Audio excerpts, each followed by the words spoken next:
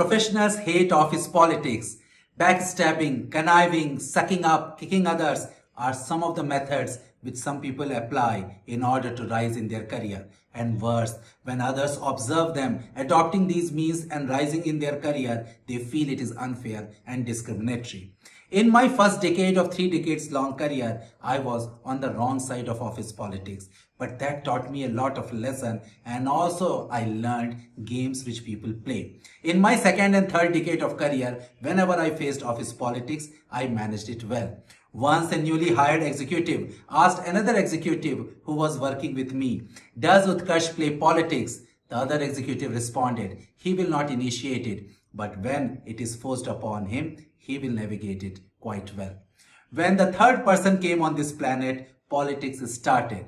So whether we admit it or not, we all play politics. We praise company culture when we are on the right side of office politics, and we start to complain when we are on the wrong side of it. We gripe about political work environment, biased manager, sabotaging colleague, and discriminatory stakeholders. But we enjoy gossips and rumors which are part of office politics because that provides us juicy tidbits to spice up our otherwise boring work day. So let's admit that office politics is part of our DNA. In the book Sapiens, Yuval Noah Harari said that during cognitive revolution, which took place some 70,000 to 30,000 years back, our language evolved as a way of gossiping.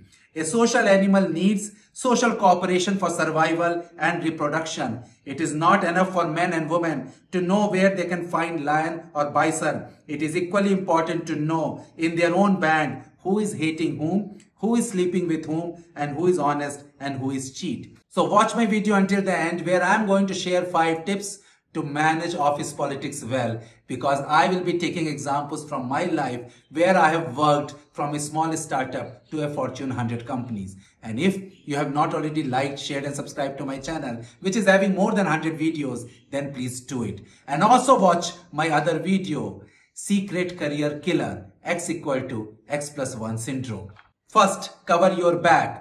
When I was working in a Fortune 100 company, I used to spend 30% of my productive time in covering my bag. And when I moved to a startup, that percentage got reduced to less than 5%.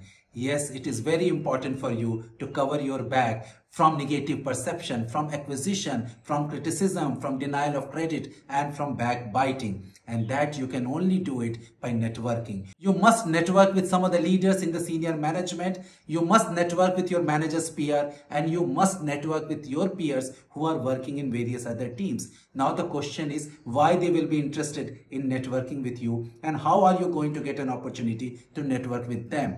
You must take opportunity whenever there is a meeting, there is a presentation, there is any senior management visit is there, or there is any opportunity to lead a cross-functional team. You should volunteer and do it, because that is going to give you a platform to start interacting with them. So once you have that initial interaction, just don't drop the ball, but you maintain that interaction at some frequency and slowly try to build up a relationship and keep that network warm.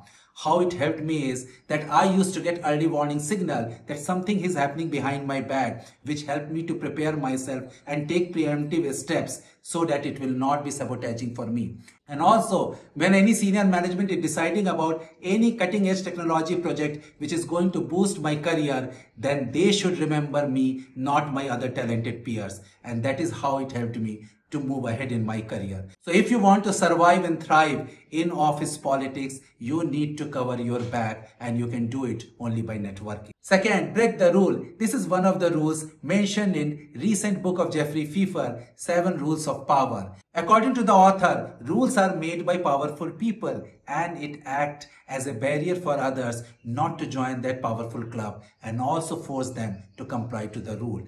The author suggested that if you want to become powerful, if you want to rise in your career, you have to break the rule. And that is what I did around 2 decades back when I joined a CMM level 5 company. Within 6 months of joining the company, I was recommended for a leadership accelerator program, a select set of managers across various international locations who will be groomed to become future leaders.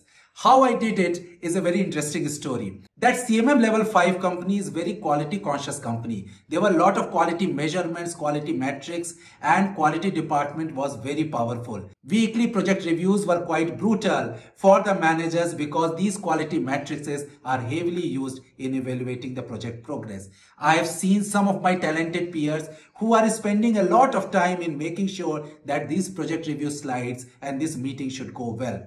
I decided that I'm not going to follow what my peers are doing it. I started breaking the rule. I have only chosen that part of the project which is really very critical and adhering to the CMM level 5. But some other parts, I have chosen it to remain at CMM level 3 or 4. That didn't go well with the quality department, and in the meeting, there were a lot of discussions happened. And I was insisting that I am focusing on time to market and cost of the project and not just blindly complying about each and every matrices in throughout the project. At times, there were escalations against me, but this project review meeting started giving me platform to make sure that I am getting the right visibility and also make sure that they should understand my confidence and my courage in order to position why I feel something is right. Compliance is easy, but when you are breaking a rule, it requires courage and confidence, and that is what management saw in me, and also they saw that my end result of the success of the project is really high. So break the rule, make your own rule and follow it up.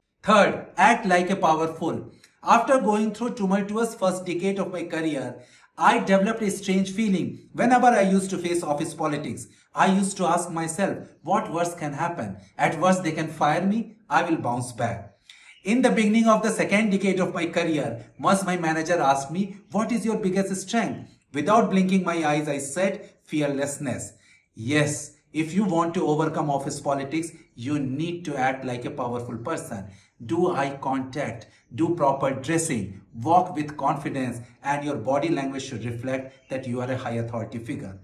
Think about it. If CXOs have to choose one person among your peers and you, who they are going to choose it? They are going to observe your body language, they are going to observe your facial expression and your dressing, and that will be giving them the first impression. Just like the way you form an impression of a candidate who has come for interview. When I was hired to head the India R&D Center, in the very first month, I had to travel to the headquarters where I had to meet two other co-founders who were not part of my hiring process. With one co-founder, I could find it out that the person is scanning me from top to bottom, from bottom to top. Though he was engaging in some conversation, but his mind is somewhere else. And finally, his eyes were fixated on my polished shoes and matched socks. And suddenly he said, looks like we have hired the right person. So it is very important for you that you should make eye contact, do proper dressing, walk with confidence, and your body language should show that you are a high authority figure. This is going to help you go further in your career. It is okay to be humble, but you can be powerful too. It is okay that you are filled with humility, but you can be confident too. Fourth, beat your drum and take credit where it matters. Once my boss came to me and said that he received some complaints that I had taken disproportionate higher credit for some of the projects which I led. I asked my manager, can you tell me what is proportionate credit and what is disproportionate credit? My manager smiled. Sometimes our values, beliefs, culture and behavior made us feel that our work will speak by itself. Let others speak about me. Now let me ask a question. How much time do you have to really know the other person, their skills, their contribution and their strengths?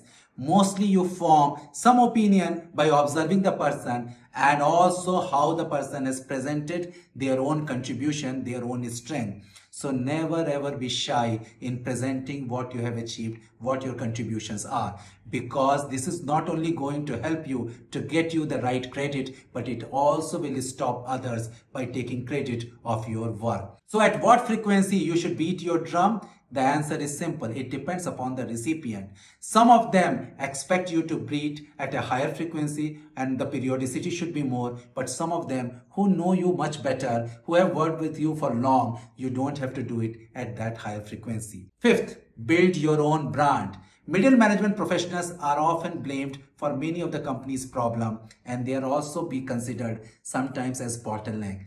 middle management professionals are also going through a crisis because senior management positions are few, and whenever they open up, sometimes any external person is also getting hired. And also there are junior, ambitious, highly talented, highly skilled. They want to move up fast and they want to displace some of the middle management professionals.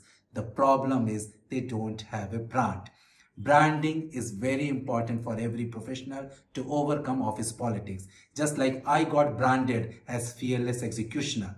In my previous organization, a decision was made to build a new software architecture because the existing one will not be able to scale after a few years.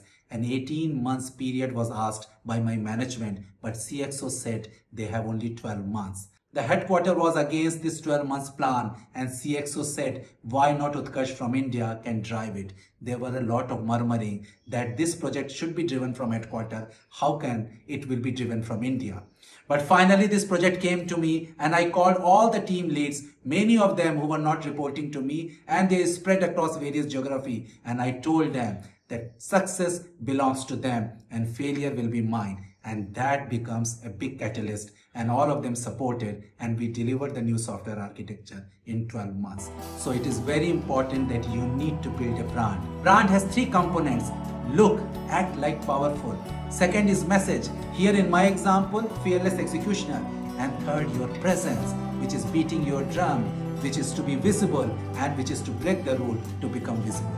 So professionals, you have seen that these 5 tips are going to help you to overcome office politics, and you can survive and thrive in this type of work environment. I hope you like this video. Do like, share and subscribe to my channel. Thank you.